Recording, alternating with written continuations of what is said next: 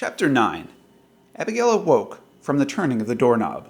She sat alert on her mattress as her captives entered the room. It was Dr. Benu, and he entered alone. He pulled in a folding chair and opened it alongside the mattress where Abigail stayed sitting.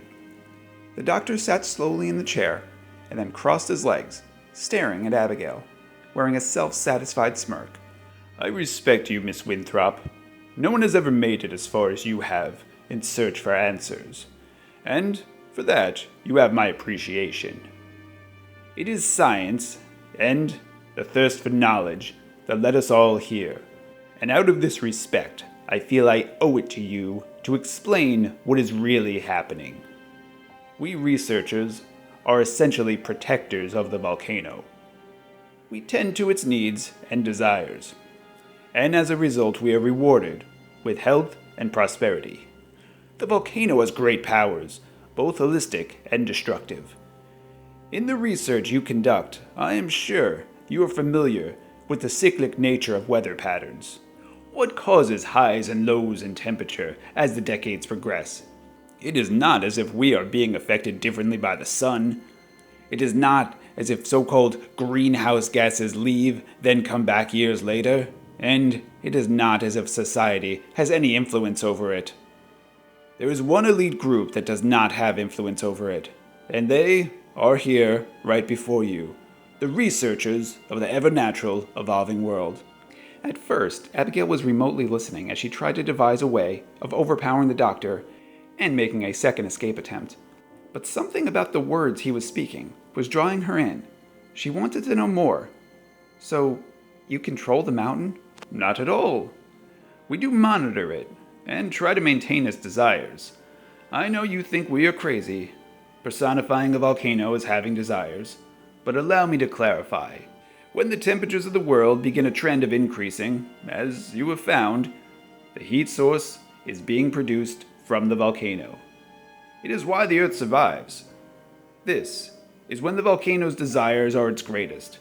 When this occurs, it is our responsibility to calm the volcano, and the only way we have found to do so, as you witnessed last night, is to spill blood upon its base. You may find this barbaric, and may question the morality of it all, as of each and every one of us. We would not be human if we did not do so, but it is a small price to pay to avoid global meltdown. How did you find taking a life calms the volcano?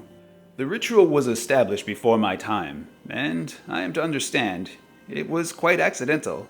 In one of the more extreme temperature increases, a frantic researcher tripped and split his skull open on a boulder at the base of the volcano. The very next day, the temperatures halted the increase, and they started to subside. As a result, the boulder was transfigured into an altar, and the location was the place that you stood last night.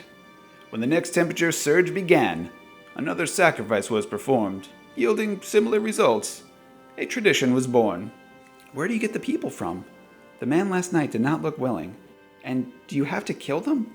What about other bloodletting practices that do not result in death? What about animals? We have made various attempts to figure out an alternate non-fatal method, but they were unsuccessful. As for the victims, it is unfortunate, but they are not willing participants. We get most of them from the surrounding cities. We travel by nightfall and pick up vagabonds and the homeless mostly. People who have already been discarded and will not be greatly missed. So far it has been working, as we have never been tied to any of the missing persons. We are also very humane in our endeavors. We explain to them that their actions will help procure the longevity of the world, and we drug them to numb the pain. It is by no means an act of brutality. If you made the sacrifice last night, why is the volcano still erupting today? Shouldn't it have stopped by now, based on what you're saying? You are very observant, and you are correct. This is highly irregular, and to be honest, we fear it is our doings. In a moment of weakness, we researchers decided to let the sacrifice lapse and let the world suffer its share of torment. We were tired of the ridicule for the thankless jobs we do. We ensure the safety of them all, yet we are mocked. We tried to publish work on our findings many years ago, but all of our work was disregarded. By letting the sacrifice lapse, the temperatures grew more extreme, and the natural disaster started. We were unsure of what exactly was going to happen, but we were pleased with the outcome. You let thousands, maybe millions of people die? Because of a snicker here and there? Essentially, yes. As I said, it was a moment of weakness. As we were meeting to discuss when to put an end to the chaos, the volcanoes around the world started to erupt. Believe me when I say, this was not our intention. We have never seen our volcano erupt, nor did we think it ever would. We immediately prepared our sacrifice, and fully intended to stop the devastation.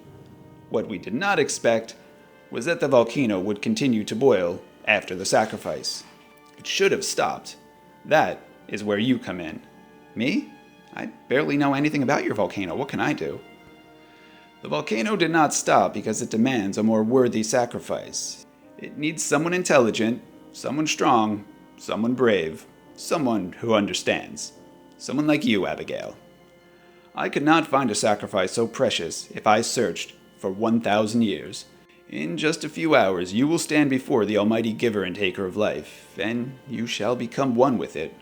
Overcome with excessive amounts of fear and anger, Abigail stood and charged Dr. Benu. She had nothing to lose. She was going to be killed today. She lunged at the doctor, but was caught midair by other researchers that rushed into the room. They dragged her out of her room and into what they referred to as the preparation area. Abigail was cleaned up of the blood, sweat, and soot that covered her body. She was given a clean pair of clothes, fashionably colored in red and purple, and her hair was tied back tightly in a bun. The researchers that were preparing Abigail were all female at the request of Dr. Benu, still granting her decency and common courtesy. Abigail was strapped down to a cold metal table, and she felt a harsh prick in her forearm. Her head began to spin, and a tingling sensation overcame her body. "Did you drug me?" Abigail asked, expecting that they would. "Yes, dear," one of the researchers answered.